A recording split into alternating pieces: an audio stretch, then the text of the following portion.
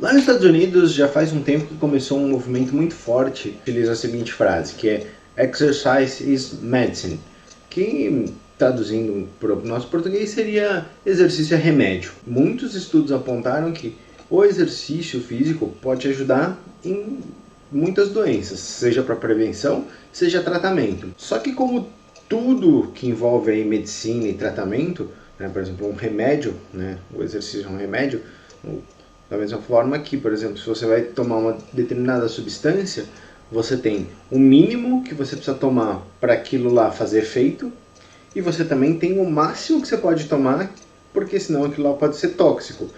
E o mesmo vale com exercício e atividade física. Como a gente está nessa pegada aí de treinar em casa e entender o que a gente precisa fazer, pelo menos, então a ideia é a gente discutir nesse vídeo aqui um pouquinho sobre qual que é o mínimo necessário para você manter sua saúde. Olá, eu sou o Alex Miso, nesse canal aqui eu falo sobre treino, sobre crossfit, sobre atividade física. Toda semana eu posto um conteúdo novo e nesse período aí tem mais de um conteúdo por semana.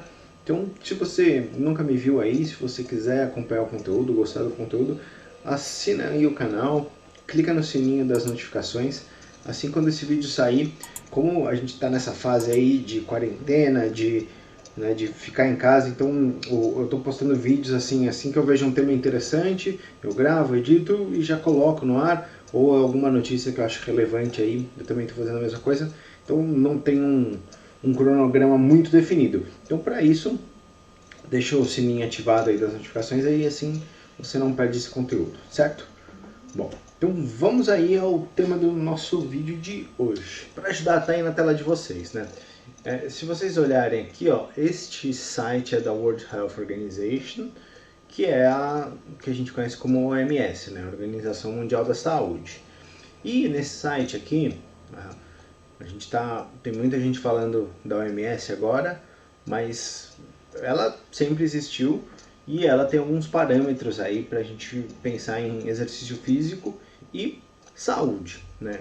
Então aqui, ó, são as recomendações de atividade física para adultos entre 18 e 64 anos de idade, tá? Então, e o que é um detalhe importante, né? Quando ela fala aqui physical activity, né, atividade física, então o que ela está entendendo como atividade física? Normalmente as pessoas pensam que fazer atividade física é ir para academia, né, é ir para o crossfit, é ir para yoga, é ir para o pilates, é ir para algum lugar e fazer algum exercício estruturado, algum exercício planejado.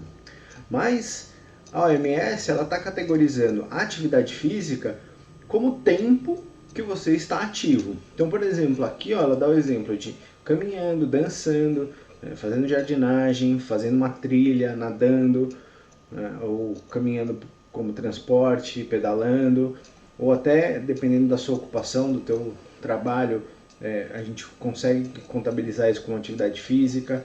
Então, atividades domésticas, brincadeiras, jogos, esportes ou exercício planejado. Então, tudo isso aqui constitui ou se entende como atividade física, incluindo os exercícios planejados e os esportes. Então, ir para uma academia é esporte, ou é atividade física, com certeza, mas tem muita coisa que está no nosso dia a dia.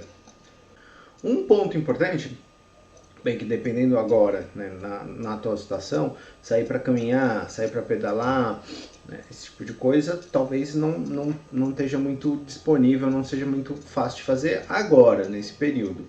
Mas tudo isso é atividade física. Então, pensando nisso aí, qual que é a ideia do contexto da atividade física, né? Então, se você conseguir acrescentar esse tipo de movimento, esse tipo de atividade física durante o seu dia a dia, você vai melhorar aqui, ó, função cardiorrespiratória, melhorar o condicionamento muscular, melhorar a saúde óssea, né? Vai reduzir os riscos de doenças crônicas, então, por exemplo, doenças cardíacas, diabetes, vai tentar amenizar efeitos de doenças respiratórias, tipo, alguém tem uma asma, ou até depressão, tá? Então, esse NCD a gente está entendendo aí como doenças crônicas, tá? Pessoas que têm uma doença ali que não é algo que você tem a doença, fica doente, fica um pouquinho, né? Uma coisa que é aguda, coisa crônica. Então, algo que vai se arrastar pela vida inteira da pessoa, ou dependendo de um câncer, às vezes é uma doença que fica por um bom período de tempo para a pessoa se recuperar, tá? Então, vamos lá. Tem 4 itens aqui que a OMS indica. Então, vamos lá. Os adultos, o primeiro item é que os adultos deveriam fazer pelo menos 150 minutos de atividade moderada, aeróbica, então cardio, né? Pelo menos 150 minutos, ou então 75 minutos de atividade intensa, vigorosa a intensa, tá?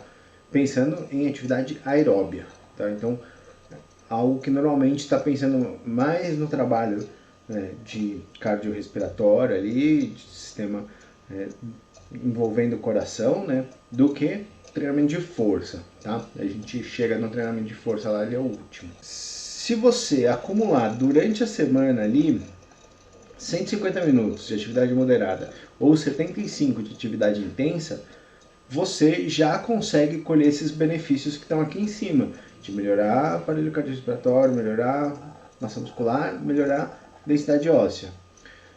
Se você quiser trocar, então normalmente o pessoal que faz crossfit, ele está nessa casa dos exercícios mais intensos. Então, 75 minutos semanais de atividade intensa, né, de alta intensidade.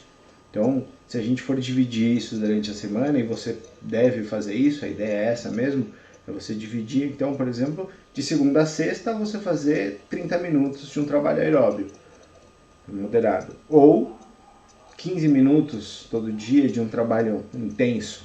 Um detalhe importante aqui, que é o segundo ponto, é que a atividade aeróbia tem que ser pelo menos 10 minutos. Isso porque, para a gente ativar o sistema aeróbio, dependendo da pessoa, precisa mais ou menos disso daí. Às vezes tem gente que a partir de 2 minutos já entra num trabalho aeróbio, mas tem gente que demora um pouquinho mais. Mais 10 minutos é para garantir que você vai trabalhar o sistema aeróbio para colher esses benefícios aí, certo? Ah, mas eu faço quebradinho ali, 75 minutos de atividade intensa. Tudo bem, porque o intenso ele é um pouquinho diferente, ele vai ativar o metabolismo de uma forma diferente dos 150 minutos ou da atividade moderada. Então, 10 minutos está mais ligado aí para atividade mais longa ali de intensidade moderada. Né? Se você vai fazer um trabalho mais vigoroso, mais curto, talvez não precise chegar a 10 minutos, um pouquinho menos já é suficiente. Tá? Mas essa divisão aqui, eu falei que você podia dividir nos 5 dias da semana, mas, por exemplo, 30 minutos por dia, você ainda pode dividir em 3 sessões de 10 minutos. Então, por exemplo, você pode fazer uma de manhã, uma à tarde e uma à noite, 10 minutos.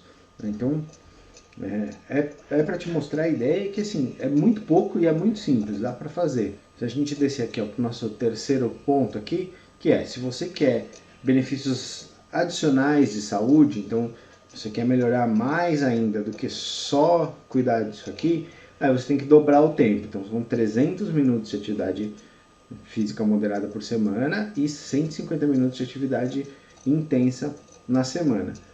Porque aqui você está pensando em ganho, em melhorar a tua performance, melhorar teu condicionamento físico, não só melhorar as questões ali com relação à doença, mas além disso melhorar a tua performance. Tá? Um detalhe que eu não falei no 1 é que ele fala aqui, ó, que é possível você combinar essas duas possibilidades de treino. Então, você não precisa fazer 150 minutos, você resolveu que vai fazer atividade moderada, você só faz atividade moderada. Não.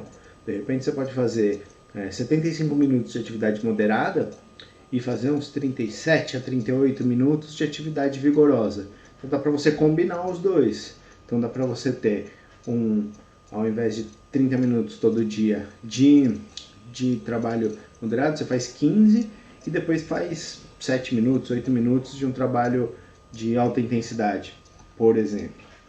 É uma possibilidade para você manter esse total de tempo aqui necessário. Tá?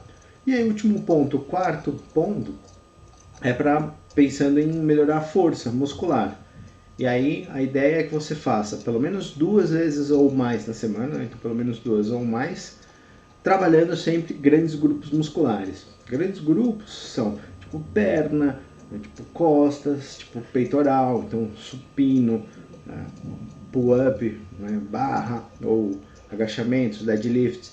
Esses movimentos que fazem a gente mexer grandes massas musculares, né, em um movimento só, tá? Em um exercício só, ou melhor. E aí o último ponto é que aqui a gente está falando de uma recomendação de 18 a 64 anos. Pô, e nesse momento ia o tal do grupo de risco, então se for pessoas mais velhas. Se a gente olhar aqui, ó, ainda a gente está falando da recomendação ali da OMS, né, o WHO, para 65 anos ou mais, tá? E se a gente olhar aqui as recomendações, a gente vai ver que 150 minutos, 75 minutos, pelo menos 10 minutos, 300 minutos, se você quiser um ganho maior, 150 minutos. Então, tem alguns... O básico é o mesmo, né? A parte de força, só que aí tem mais dois, por exemplo.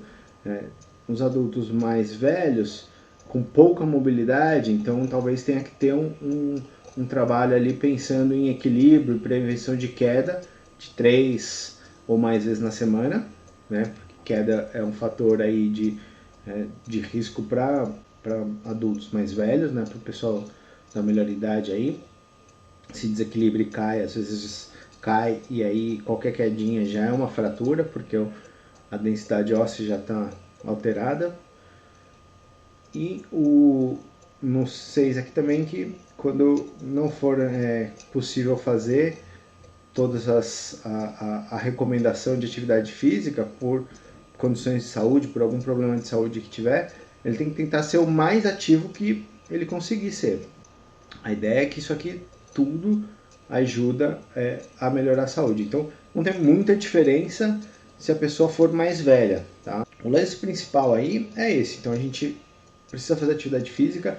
Essas recomendações da OMS não citam imunidade, mas já falei sobre a melhora da imunidade com exercício físico. Então, se você não viu, vai entrar aqui do lado. Não sei se agora, mas em algum momento entra aqui do lado. Se você curtiu o vídeo, dá um joinha que me ajuda. Se você não curtiu, dá um joinha para baixo que me ajuda também a entender o conteúdo. Escreve aí o que você não gostou, o que você acha que pode melhorar. Se tiver sugestões de temas também aí, dúvidas sobre treino, também escreve aí nos comentários. De repente isso vira um próximo vídeo aí.